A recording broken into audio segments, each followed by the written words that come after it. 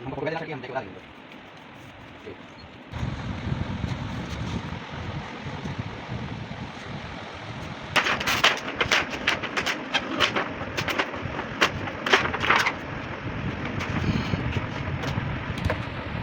ये पर अंदर रखो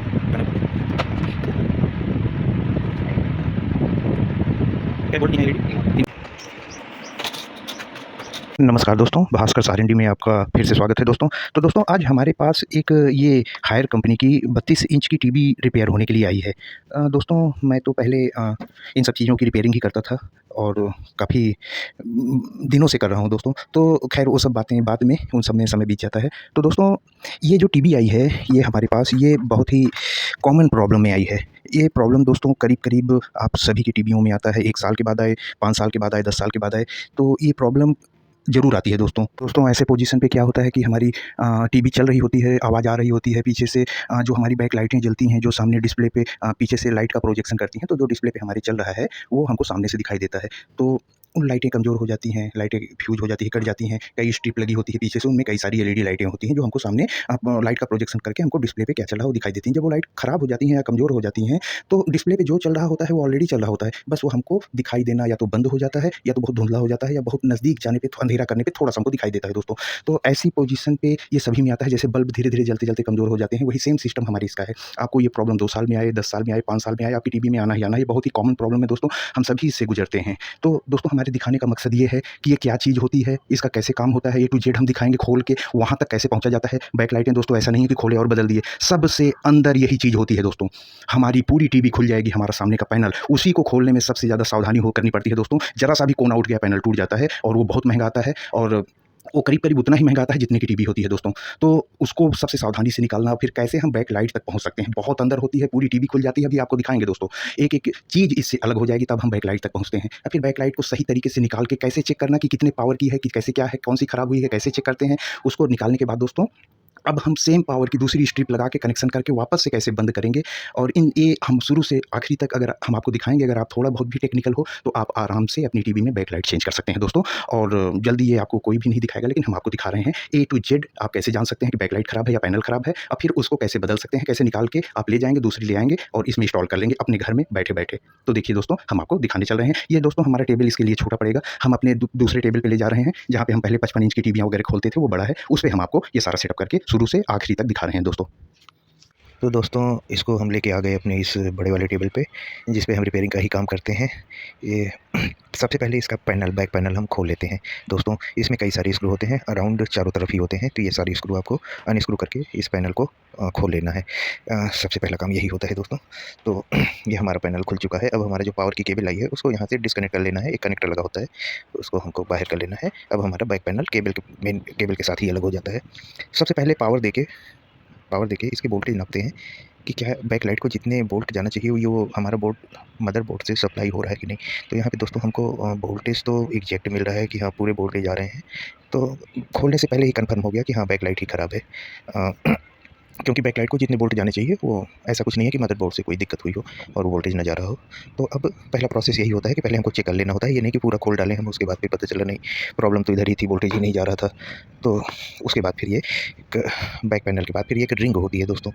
सामने हमारा पैनल उसी पे रुका हुआ होता है, पैनल को बाहर नहीं आने देती।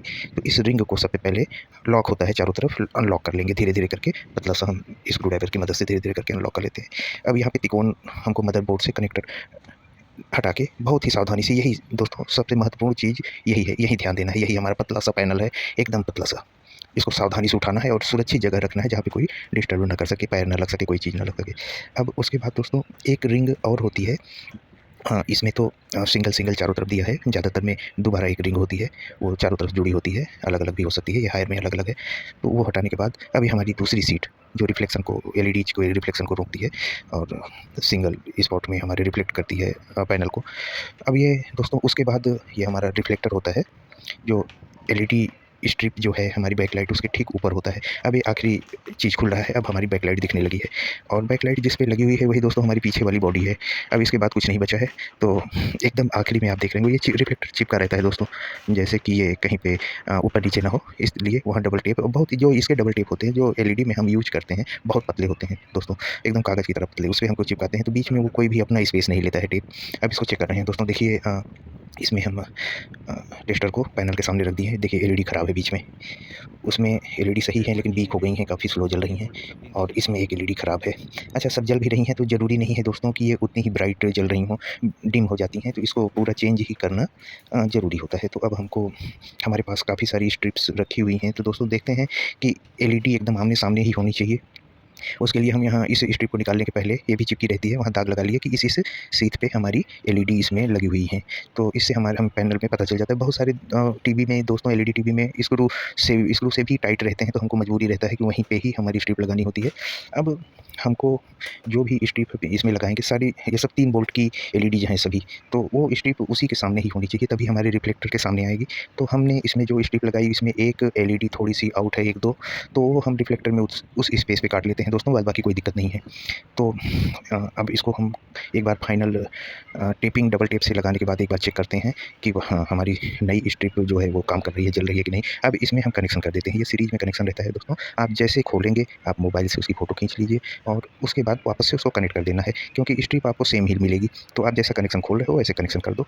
और ये जो टेप हम इस्तेमाल कर रहे हैं दोस्तों, ये बैकलाइट चिपकाने के पर्पज़ का ही टेप है, तो आपको ये टेप ईज़िली इसके नॉर्मल मार्केट में आपको मिल जाएँगे। तो आप जहाँ से स्ट्रिप ले रहे हो वहाँ से आपको ये टेप भी मिल जाएगा। तो अब हम कनेक्शन करने के बाद जब फाइनल हम स्ट्रिप को चेक कर रहे हैं बैकलाइट को, तो अब क्लियर है। इसके ऊपर से भी हम दोस्तों काफ़ी मजबूत काम करते हैं, बचपन से ही हमारी आदत है।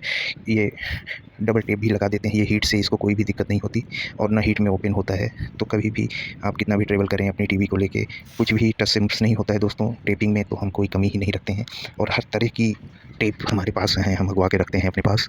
तो आप देखेंगे नई टीवी या नए गैजेट्स जब भी आप ख़राब होता है आप खोलते हैं तो उसमें जितने टाइप के टेप लगे होते हैं सब है हमारे पास और हम इस्तेमाल भी करते हैं उसका। तो ये दोस्तों अब हम इन टेप को आप खोल देते हैं, क्योंकि अब ये टेप जो हम लगाए हैं इसमें हमारा रिफ्लेक्टर आके चिपक जाएगा। तो रिफ्लेक्टर ज़रा सा भी उठा नहीं होना चाहिए, तो नहीं तो हमारी एलईडी के ब्राइटनेस को रोक लेता है, तो उसको एकदम बिल्कुल बॉडी में चिपका होना चाहिए। तो इसी वजह से हमने वहाँ पे डबल टेपिंग की है कि रिफ्लेक्टर अपनी जगह पे पूरा चिपक जाए। निकालते समय भी दोस्तों आपने देखा होगा कि काफ़ी मेहनत से निकालना पड़ा था। तो अब दोस्तों इसमें हम सारी चीज़ें जैसे खोले थे उसी तरह से वापस से हम इसको क्लोज़ करेंगे और एक बार अब हम इसको इस टीवी के पावर से बैकलाइट ऑन करेंगे बिना पैनल लगाए, और ये हम कमांड दे दिए और बैकलाइट ऑन हो गई।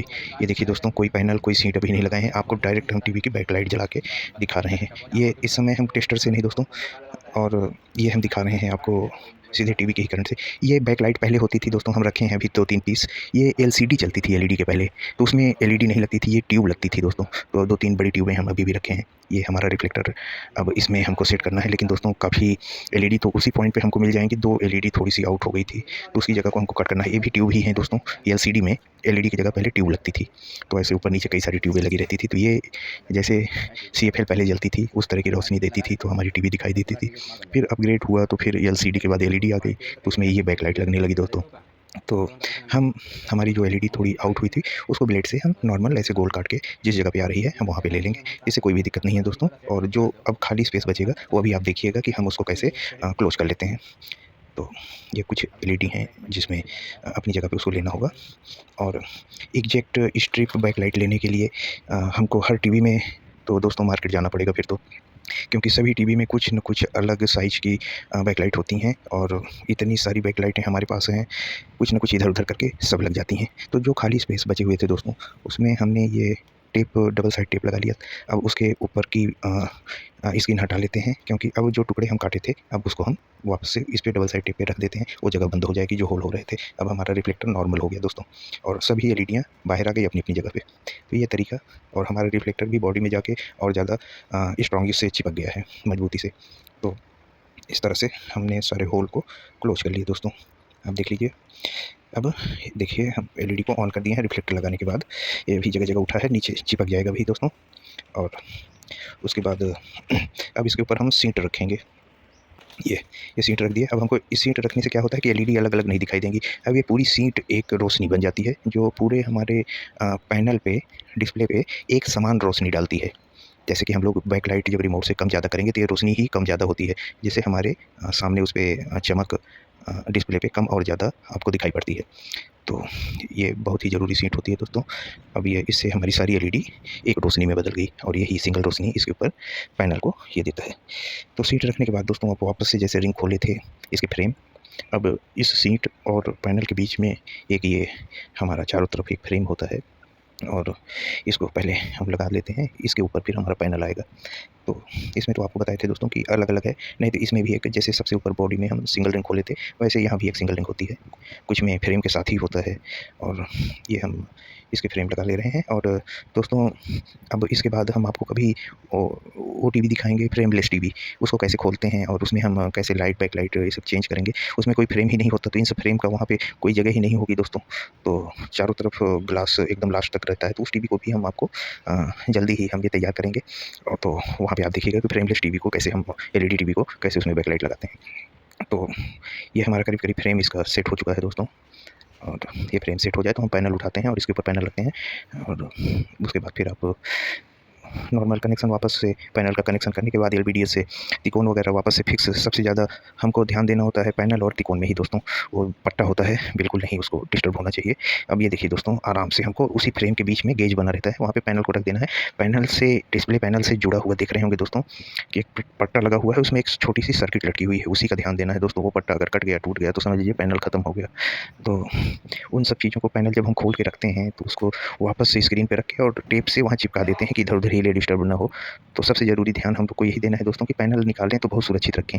ये हमारा पैनल का की पीसीबी, तिकोन और ये आपका उधर सीधे जाके मदरबोर्ड के एलवीडीएस से कनेक्ट हो जाएगा। और आपका इसी को हमको सावधानी से बॉडी के अंदर डबल टेप से लगाना है। अभी तक शायद नहीं लगा हुआ था दोस्तों, हाँ किनारे-किनारे थोड़ा लगा हुआ था।